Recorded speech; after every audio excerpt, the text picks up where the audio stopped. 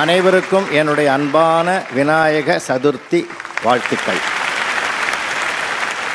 மாண்பமை நீதியரசர் அவர்களே, இன்றைய குடும்பங்களில் பரிதாபத்துக்கு உரியவர் கணவன்தான்.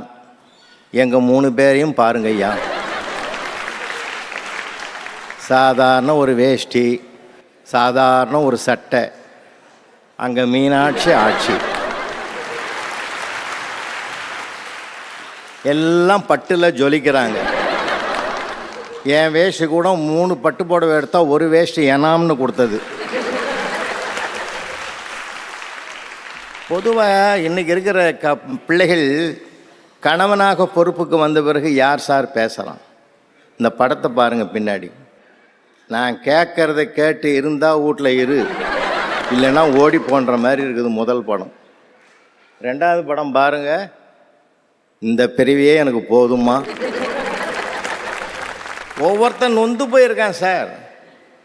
அதாவது நிம்மதியாக இருக்கிற காலத்தில் மனைவியை தேடுறதும், மனைவி வந்த பிறகு நிம்மதியை தேடுறது தான் ஏன் இன்றைய கணவர்களுடைய பரிதாபமாகுது. ஏன் நல்லா கவனிங்க. நாளைக்கு கூட பாருங்கள். கையில் மொபைல் வச்சுருக்கணுன்னா பாருங்கள்.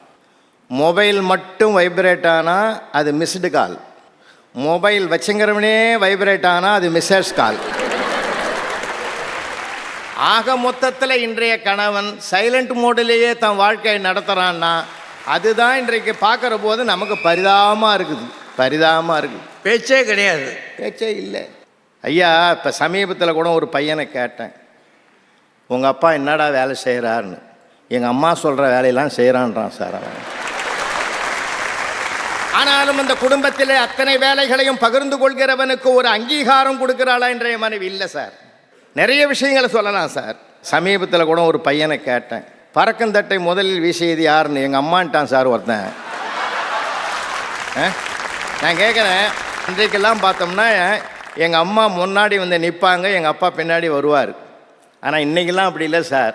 ஒவ்வொரு வெளியில் போகிற ஒவ்வொரு முறையும் பார்த்தீங்கன்னா டிலேவுக்கு யார் சார் காரணம்?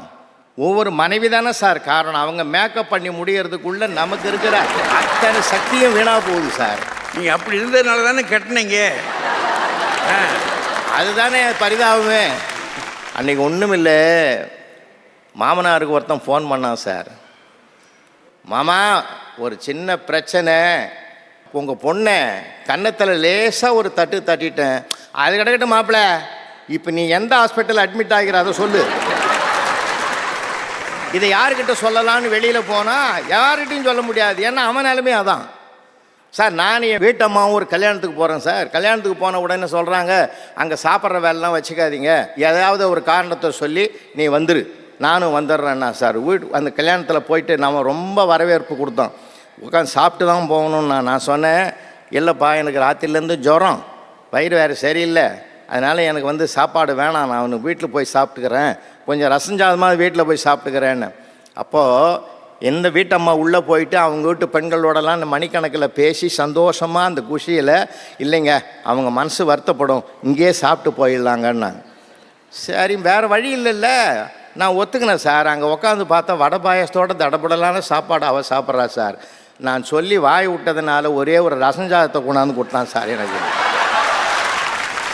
அப்போ நான் என்ன சொல்ல வரேன்னா, நாம் அவங்க சொல்லுக்கு கட்டுப்பட்டதுனால ஏற்படுகிற பரிதாப உணர்ச்சி தானே இந்த இது. சமீபத்தில் ஒருத்தன் கல்யாண பத்திரிகையை துருவி பார்க்குறான் சார். அவர் பக்கத்தில் இருக்கிறவங்க கேட்டால், என்னப்பா அப்படி திரும்பி திரும்பி பார்க்குறேன்னு. இல்லை, எக்ஸ்பைரி டேட் எங்கேயாவது இருக்குதான்னு பார்த்துங்கிறான்றான் சார். அவன் எவ்வளோ நொந்து போயிருப்பான்னு கொஞ்சம் யோசனை பண்ணி பாருங்கள். ஒரு நிருபர் ஒருத்தரை பேட்டி எடுக்கிறார் சார். உங்களுக்கும் உங்கள் மனைவிக்கும் உள்ள ஒற்றுமையை சொல்லுங்கள், எத்தனையோ ஒற்றுமைகள் இருக்கலாம் சொல்லுங்கன்னு. எனக்கும் அவளுக்கும் ஒரே நாளில் கல்யாணம் நடந்தது, அதுதான் ஒற்றுமைன்னா. எல்லா இடங்களிலுமே இன்றைக்கு ஒரு ஆண், கணவன் என்ற ஒரு ஆண் தான் பொறுமையும் நிதானத்தோடு இருக்க வேண்டியதாக இருக்கிறது. ஆனால் அவனுக்கு வீடும் நாடும் கொடுத்த பட்டம் பரிதாபத்துக்குரியவன் என்கிற நிலைமைக்கு அவன் தள்ளப்பட்டிருக்கிறான் என்ற காரணத்தினால் மாண்பமை நீதியரசர் அவர்களே, மீண்டும் நான் இப்படி நிறைவு செய்கிறேன். கணவன் என்பவன் யார் தெரியுமா? கண்ணீரால் காரியத்தை சாதிக்க தெரியாத ஒரு அப்பாவிக்கு பேர்தான் கணவன் என்று இந்த சமூகம் சொல்லியிருக்கிறது என்றால் அப்படிப்பட்ட நிலைக்கு தள்ளப்பட்டவன் என்றைக்குமே இன்றைய சூழ்நிலையில் இன்றைய குடும்பங்களில் கணவன் பரிதாபத்துக்குரியவனே, மனைவி இல்லை என்ற வாதத்தை பதிவு செய்து விடைபெறுகிறேன். நன்றி, வணக்கம்.